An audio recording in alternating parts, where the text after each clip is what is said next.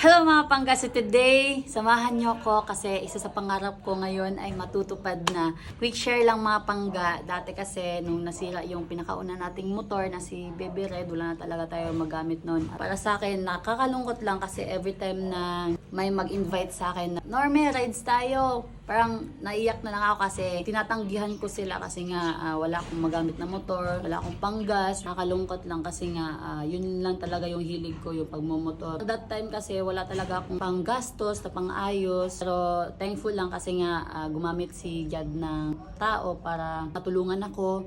May mga nagpahiram sa akin ng motor. Gamit naman talaga natin sa pang-araw-araw at thankful tayo dyan mga pangga. Alam nyo naman na lumaki ako na mahilig talaga ako sa motor mga pangga kahit di ako sinusuportahan ng pamilya ko kasi nga delikado daw. So pinush ko talaga kasi passion ko na talaga siya at masaya ako kapag nagra-ride ako. Habang lumalaki ako mga pangga, na-discover ko na meron palang iba't ibang klase ng motor. So yun, parang nagustuhan ko. Gusto ko yun magkaroon ng pang trail, pang motor show, pang long ride, pang city drive lang ng mga motor, gano'n. Hindi man lahat ng na-mention natin mga pangga, meron tayo ngayon, pero at least paunti-unti, sa awa ng Diyos, nagkakaroon tayo mga pangga. Thankful lang ako sa mga tao na sumusuporta sa akin, lalo na kay Inday Jenny na sinuportahan niya yung gusto ko. Nagbigay siya sa akin ng isang isang motor na pangarap ko lang talaga dati na magkaroon, yung pang motor show na motor mga pangga. Yung gift niya sa akin na isang reader.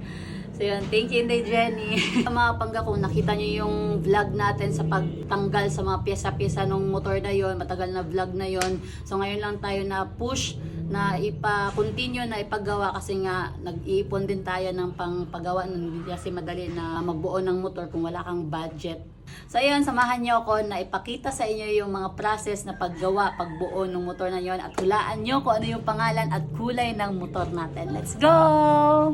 After ko nga palang mag-parts out mga pangga, binenta ko na yung ibang pyesa para makabili tayo ng bagong pyesa na ikakabit sa motor natin. After ko magpyesa-pyesa mga pangga, pina-change color ko na kaagad yung cover niya at alam nyo, may ambag ako dyan. Tignan nyo, ako pa yung nag-spray niyan, legit yan. Patikim pa lang yan mga pangga ha, baka kasi ma-discover ako, mahal pa naman daw yung TF ko. Wah! Di, joke lang yan mga pangga, nag-spray lang talaga ako dyan. After ko nag-spray dito mga pangga, umabot pa talaga ng ilang buwan bago tayo nakapag-proceed sa next step. Ayan mga pangga, napakahirap kasi maghanap ng pera. Saan kaya tayo makakapulot ng pera ngayon? After 3 months mga pangga, ayan, na-push na talaga natin na maipabuo yung motor natin. Akala ko nga, 1 year pa to bago mabuo natin eh. Pero sa wakas, ito na!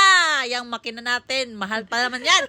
35,000 yung gastos natin dyan at yung mga parts yan. Yan yung mga parts niya yan. At yan. Yan yung bubuon natin. So abangan nyo yung magandang output nitong motor natin mga pangga. Mahal yung mga pyesa na yan. Kahit ganyan lang yan. Pero yan, hindi. Nag-change tayo niyan. Ayan, yan yung mags natin mga pangga. Hindi masyadong mamahalin yung mga gamit natin dyan. Kasi nga, kulang tayo sa budget. Pinagkasya lang natin. Yung gulong nakakabit natin mga pangga, syempre, dito tayo sa Quick Tire na maaasahan at kalidad pa. Mura. Yan. Kaya thumbs up tayo dito. Oh, shoutout pala sa mga pogi na mekaniko natin dito. Ayan, pasmile pa sila. Day 1 at whole day tayo nakatambay, nagbabantay dito sa motor na to mga pangga. Hindi na talaga to makakawala sa akin. Target lock na talaga to. Ayan, hinay-hinay nang kinakabit yung ibang pyesa mga pangga. Hindi pala talaga madaling magbuo mga pangga. No? Mas madaling magbaklas mga pangga kasi kahit putol-putulin mo yung mga wirings niyan, okay na. Ayan, ikakabit na yung gulong mga pangga. Excited na ako. Yay! Pakbongbong talaga kita. Ayan, nagsisimula na silang mag-wirings mga pangga at ikakabit na din nila yung ibang pyesa ng motor. Grabe, magagabi na mga pangga. Hindi ko talaga tong inantay. Sana all inaantay. Shoota mga pangga, hindi pala talaga madaling mag-antay. Grabe,